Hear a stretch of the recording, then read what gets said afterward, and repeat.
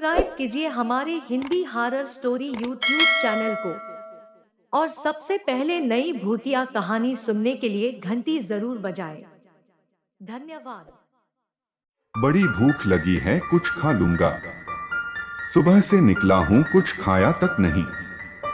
इस बार उस ड्राइवर ने उसकी तरफ देखा और जम के ब्रेक लगा दिए। ब्रेक लगने से वो आगे की तरफ तेज झटके से गिरते गिरते बचा। वो ड्राइवर से कुछ कह पाता तभी उसने बाहर सामने देखा। खाने पीने की छोटी मोटी एक होटल थी। ये देख वो युवक मन ही मन खुश हो गया। ड्राइवर फौरन उतरकर नीचे चला गया।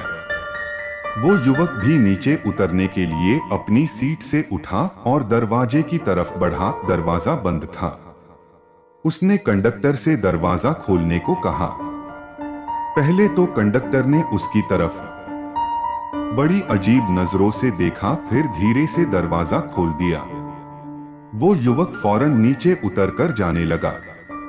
तभी वो कंडक्टर उससे बोला, जल्दी आ जाना साहब, ये जगह ठीक नहीं, यहां रुकना खतरे से खाली नहीं। उस युवक ने पूछा, क्यों, ऐसा क्या है यहां? आज अमावस की रात है साहब, और हर अमावस को पूरी सड़क पर आप जहां से बैठे हो उसी मछरिया से लेकर पूरे मुरादाबाद तक इस 50 किलोमीटर के एरिया में एक आत्मा सुनसान सड़क पर भटकती है। वो कईयों की जान ले चुकी है। हमने तो उस आत्मा को कई बार देखा है। उस कंडक्टर की बात सुनकर वो युवक अंदर तक डर गया। डरकर भागते हुए वो जल्दी से उस होटल पर पहुंचा। उस युवक को वो होटल वाला काफी देर से बड़े हैरानी से देख रहा था। जैसे ही वो युवक उस होटल के पास पहुंचा, उस होटल वाले ने उससे पूछा, किससे बात कर रहे थे बाबूजी? अरे अब तुम दिमाग का दही मत करो, जल्दी से 2 समोसे पैक कर दो। होटल वाला आश्चर्य से उसे देखते हुए समोसे बांधने लगा।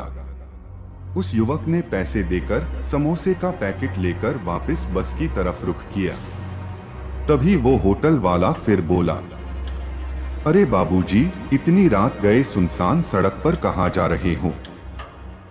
आपको पता नहीं यहां रात में एक आत्मा भटकती है जो इंसानों को देखते ही कच्चा चबा जाती है। मैं भी दुकान बंद कर जाने ही वाला हूं। वो युवक पलटकर उसकी तरफ देखता है। सुनसान सड़क पर नहीं, बस में जा रहा हूं। इतनी बड़ी बस दिखती नहीं क्या? कहते हुए वो युवक वापस बस में आकर बैठ गया और समोसे खाने लगा। सुबह से भूखे होने पर उसका ध्यान समोसे खाने में ही लगा था। तभी उसकी नजर बस के अंदर अन्य सवारियों पर पड़ती है। वो उसे समोसे खाते बड़े गौर से देख रही थी। उस युवक को ये सब फिर से बड़ा अजीब लगा।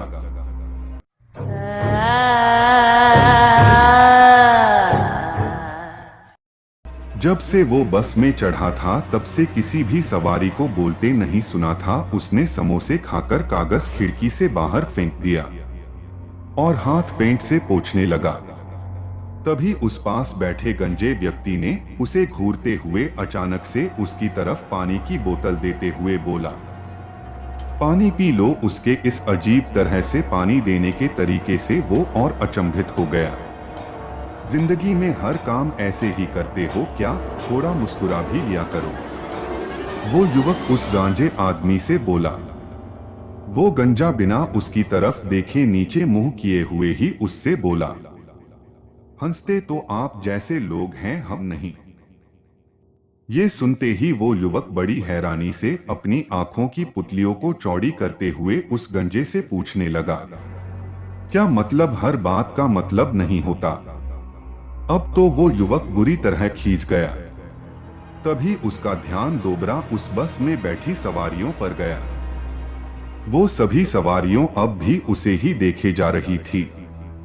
इधर ड्राइवर ने फिर एक कैसेट टेप में फंसा दी और कहीं दीप जले कहीं दिल, जरा देख ले आकर परवाने, तेरी कौन सी है मंजिल। वो युवक मन ही मन सोचने लगा, अरे यार, एक तो ये माहौल ही अजीब है, ऊपर से ये साला ड्राइवर, इसे ऐसे ही गाने मिल रहे हैं, बजाने को मन करता है, इसे 2-3 जड़ दें। तभी वो ड्राइवर ने जैसे उसके मन की बात सुन ली थी, वो उसे घूर कर देखने लगा।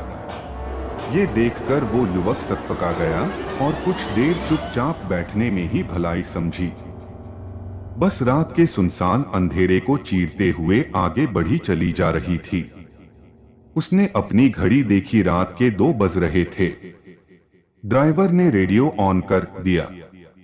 उस पर समाचार आ रहे थे। खबर आधी निकल चुकी थी। रास्ते पर एक बस का एक्सीडेंट हो गया।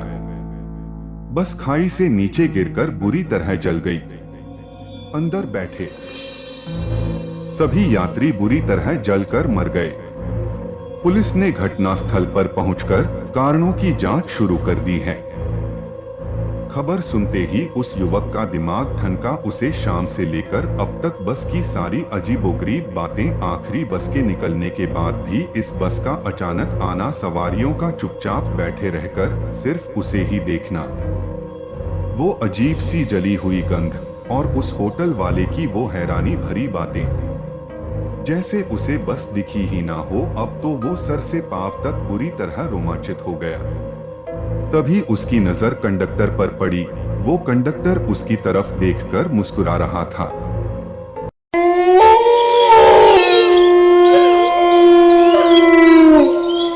फिर उसने ड्राइवर की तरफ देखा।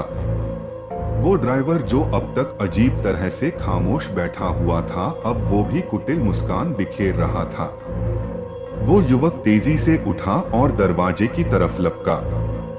तभी कंडक्टर बोल पड़ा, अरे अरे साहब, किधर चले, डर गए क्या? उसके हंसते ही बस में बैठे सभी लोग भी हंसने लगे। वो गंजा व्यक्ति भी हंस रहा था। वो युवक सबके चेहरे हैरानी देखे जा रहा था। उसे कुछ भी समझ नहीं आ रहा था। तभी ड्राइवर बोला, अरे डरिए मत साहब, हम कोई भूत नहीं हैं। हम सभी ने मिलकर आपके साथ मिलकर मजाक किया था। आप कौन हैं साहब, क्या करते हैं? कंडक्टर ने सवाल किया। मेरा नाम वसीम खान है, मैं एक पुलिस वाला हूं। मेरा तबादला मुरादाबाद में हुआ है, वहीं ड्यूटी ज्वाइन करने जा रहा था। ओह अच्छा, माफ करना साहब, हमने मजाक किया। अरे ड्राइवर साहब, जरा असली रेडियो तो चालू कर दो, आज मैच था, कौन जीता पता तो चले। ड्राइवर रेडियो ऑन करता है। उसमें समाचार आ रहे होते हैं। समाचार में पुलिस को जो शव मुरादाबाद पुल के पास जंगल में मिला था, उसकी शिनाख्त हो चुकी है। वो वसीम खान का शव है, जो अपनी ड्यूटी ज्वाइन करने मुरादाबाद जा रहे थे।